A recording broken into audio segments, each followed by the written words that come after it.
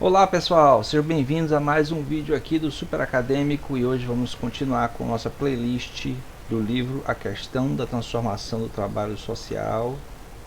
Não, Questão da Transformação e o Trabalho Social, uma análise gramsciana da Alba Maria Pinho de Carvalho. Quem está acompanhando a playlist sabe que o principal elemento do livro é como o serviço social, como profissão, como atividade profissional, pode afetar, pode transformar, produzir uma transformação na sociedade em crítica ao papel, digamos, o papel regulador apenas do serviço social, como manutenção da sociedade do jeito que está. Antes de começar, não se esqueça de se inscrever no canal, dar like no vídeo. Obrigado pela audiência nessa playlist, que só está começando, né? E não esqueça de comentar e compartilhar. Eu vou colocar agora o spot do Apoia-se para quem quiser apoiar o canal. Vamos ajudar o Super Acadêmico aqui no Apoia-se. É só você clicar aí na primeira link da descrição que você chega lá no Apoia-se e pode apoiar o canal a partir de R$1. Agora você pode ajudar com um pouquinho mais com essa nova premiação aqui com meu novo livro Sexo e Habilidades. Se você apoiar a partir de R$40, apenas R$40, você ganha como recompensa um exemplar aqui do livro Sexo e Celebridades, os Relatos Secretos do Abel Marques e suas experiências com garotos de programas, disponível no Clube de Autores. Você pode também pedir ele pelo Clube de Autores, que é o segundo link na descrição do vídeo. Mas apoiando o canal no Apoia-se, você vai ter direito a ele de graça, né? Apenas apoiando o canal e aí você tem direito a um exemplar. Então, vá lá, clica no link e apoia o canal. Agora vamos ao conteúdo do vídeo. Pronto, esse aí foi o spot do Apoia-se. Agora vamos diretamente para a continuação do nosso capítulo, que é o capítulo 1, né? Já passamos a introdução, capítulo 1, que está desenvolvendo as teorias do Gramsci e como elas contribuem para a transformação do trabalho social. Então eu parei aqui no último vídeo, né, no vídeo 3, se eu não me engano, dizendo que a função da ideologia no processo hegemônico das duas classes é o projeto de dominação da burguesia e o projeto de libertação do proletariado. Então vejam só, isso vai desembocar na teoria do Gramsci na ideia do intelectual orgânico. Então o intelectual orgânico ele tem o papel de construir o processo ideológico, né, na relação política em sua classe, né, a classe a que ele pertence. Então você tem um intelectual orgânico que atua na burguesia e para a burguesia, né? Normalmente os intelectuais de nível universitário mais tradicionais, né, tipo acadêmico, ele mesmo sem querer ele acaba atuando nesse sentido, porque ele produz conhecimento que justifica a manutenção do status quo. Nem sempre, mas como ele é, digamos assim, financiado pelo grupo hegemônico, então acaba contribuindo. E o intelectual orgânico da classe subalterna, né, da classe dos trabalhadores, tal, ele teria o papel de construir a ideologia pela atividade política dentro da classe, com o objetivo da libertação do proletariado. Assim, parece meio anacrônico falando assim disso em 2023, já que essa obra foi escrita no começo dos anos 80, mas está muito ligado com o espírito da época em que a Alba Maria escreveu, que era justamente o espírito na América Latina do fim das ditaduras de direita, né, aqui na América Latina. Então havia esse espírito de possibilidade de uma transformação de baixo para cima. O que hoje a gente sabe que é muito complicado imaginar uma coisa desse tipo, especialmente na América Latina, que tem uma série de contramotivações em relação a processos transformativos, especialmente de nível popular. Vejam o que a mídia faz, por exemplo, com alguém como Evo Morales, né? Eu não vou nem falar da Venezuela, que é muito mais problemático, mas o Evo Morales é uma figura emblemática da América Latina como sendo um presidente que, de origem indígena, ascendeu ao poder e tentou transformar, de certo modo, o país dele. E tem críticas até hoje a respeito do que ele fez Eu soube até que ele ia tentar voltar ao poder, né? Então, essa questão da ideologia, né? Massa dominada absorve o pensamento dominante, que ele é imposto de diferentes formas e por diferentes meios. Nesse caso aí, o que impede a organização das massas como força efetiva de enfrentamento à classe dominante? Porque essa classe dominada, ela pensa que faz parte da classe dominante, porque a ideologia dominante, né, da classe dominante, ela é hegemônica. Hegemônica no seguinte sentido: aquilo que é pensado como sendo a forma correta de pensar da classe dominante é apresentado como sendo para todos ou de todos. Então, por exemplo, os valores relacionados com a meritocracia, né, que é uma discussão bem típica de nossa época. Então, colocar nos filmes, nas novelas, nos jornais, nos livros, que a meritocracia é uma coisa importante e que o esforço do indivíduo vale a pena, né, ser valorizado para que ele alcance as metas dele e tudo mais, e supere as dificuldades, faz crer que o mesmo nível de oportunidades vale para todos.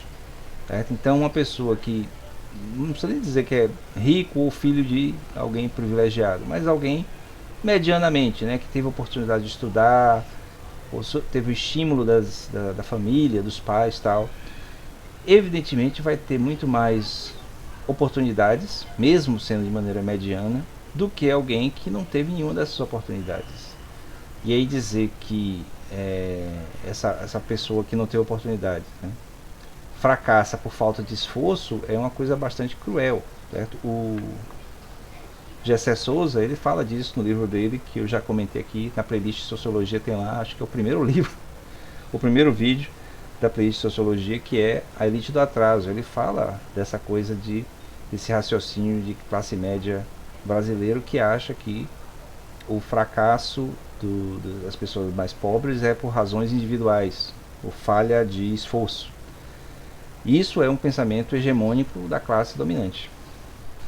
A ideologia dominante contribui para manter a contradição fundamental do modo de produção capitalista, contradição capital-trabalho, que, estruturando-se a nível da produção, consolida-se a nível da ideologia, enquanto a ação ideológica impede que os dominados se organizem e tomem consciência dos conflitos e contradições do mundo econômico.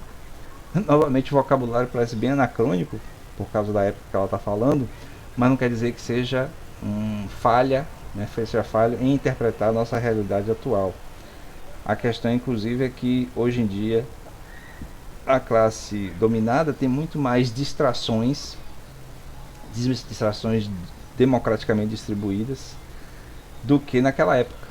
Então, a possibilidade de um processo de transformação, especialmente revolucionário, é muito menor ainda hoje, porque mesmo a pessoa em estado de penúria ainda tem as distrações todas promovidas pela mídia, né? Para não parar para pensar sobre a própria situação ou da sua coletividade. A ideologia está sempre presente no processo de luta de classes, tanto na manutenção e reprodução do domínio, como na luta pela libertação.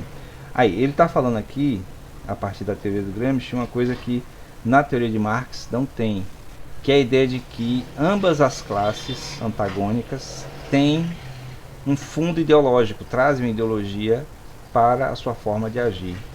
Porque tradicionalmente na teoria marxista se acreditava, né, que a ideologia, ou a palavra ideologia, ou o que se referia à ideologia, era apenas aquilo que enganava a classe dominada. Então, a ideologia era aquilo que era propagado para manter as pessoas na situação de dominados. E aquilo que era pensado para ser, digamos assim, a fonte de crença da classe dominada para insurgir contra a classe dominante seria a verdade, não seria outra ideologia. E aqui o Gramsci já trata, né, e a Alba repete isso aqui, como sendo ambas ideologias, que é mais coerente, já que nós não podemos assumir uma coisa como sendo verdade apenas porque é do nosso grupo, né? O nosso grupo de crença acredita e por isso é verdade. Tem que reconhecer que ambas são ideologias. A análise da hegemonia expressa uma concepção de poder e indica o processo de conquista desse poder pelo proletariado. A discussão do processo hegemônico coloca fundamentalmente a análise da ação dos intelectuais na prática política de organização das massas. Então, novamente, aqui ele está falando sobre a questão do intelectual que surge dentro da massa, né, dominada e tal. E aí, assim, para trazer para um exemplo atual, nós temos, por exemplo, a ascensão de líderes políticos, sindicais, advindos de processos desse tipo. Bem atual é o líder, né, eu não sei o nome dele, mas o líder do movimento dos entregadores de aplicativo, acho que em São Paulo, se eu não me engano, que, assim, sem ter nenhuma formação sociopolítica específica, mas o aprendizado orgânico dentro da sua ação profissional fez com que ele conseguisse organizar toda uma categoria de trabalhadores para uma mobilização, né, para tentar conter a maneira como eles são tratados, né, que a grande questão hoje da chamada precarização do trabalho é o fato de que, com os trabalhadores sendo colocados como pessoas jurídicas e não pessoas físicas, acabam não tendo as proteções inerentes ao trabalho formal. E aí, à medida que essas categorias se organizam também e têm os seus representantes, digamos assim, seriam exemplos do que o Gramsci trabalhou como intelectual orgânico. Só para sair dessa visão meio anacrônica que ela está falando aqui, de uma transformação de nível amplo. Gramsci parte então de um conceito de hegemonia dentro da sociedade civil, transformando o pensamento da sociedade. Então, a grande questão que o Gramsci traz, né, a grande problemática que ele traz, especialmente depois que ele foi preso na tentativa de um processo revolucionário na Itália, é de como fazer esse processo de transformação da massa, né, da classe dominada, através de mecanismos que façam sentido, né, que liem o vínculo dessas pessoas com sua situação de classe, para daí fazer um processo de transformação muito mais de longo prazo do que um processo revolucionário. E aí, novamente, né, a gente vê que houve uma apropriação dos movimentos mais conservadores nos últimos talvez 15, 20 anos, em relação à maneira como se faz isso. Então, os discursos xenofóbicos, discursos antissistema, né, são discursos que apelam muito facilmente para as pessoas que estão numa situação de perdas. E aí as pessoas acabam aderindo a essa ideologia e esse pensamento se torna hegemônico, né, sem as pessoas perceberem que estão meio que contribuindo para a sua própria queda, digamos assim. Certo? Então, tem muita mensagem na internet, memes de trabalhadores que foram a favor da desregulamentação dos trabalhos, né, da terceirização de atividades fins, né, uma série de coisas assim que, no final das contas, prejudica os trabalhadores, né, como categoria. Um indivíduo ou outro pode realmente se dar bem, se dar melhor no ambiente de maior liberdade, entre aspas, de escolhas e contratos, né, livres contratos e tal. Mas a grande maioria não se dá bem e acaba sofrendo com as perdas em cima disso aí. Só ver os exemplos de empregados domésticos, por exemplo, né? Então, a formalidade do empregado doméstico acaba sendo custosa para os empregadores, e aí o discurso da autonomia e da liberdade do trabalhador faz com que ele aceite contratos temporários ou contratos informais, porque não tem as custas, não tem FGTS, não tem essas coisas burocráticas, digamos assim. Simplifica nesse sentido, mas ele está recebendo menos e não tem segurança nenhuma, não tem proteção nenhuma contra nada. Certo? Então, é muito problemático tratar disso hoje em dia, porque o contexto mudou bastante em relação às leis, inclusive em relação aos trabalhadores. No pensamento gramsciano, a hegemonia é vista em relação às sociedades de classe como um processo que se efetiva no interior da luta de classes. Claro, né, ele está pensando sempre de maneira orgânica, né, é sempre na relação entre uma classe e outra que o processo de hegemonia aparece. Hegemonia como direção e domínio da classe na relação dialética consenso-força. A hegemonia exige adesão em torno de uma classe.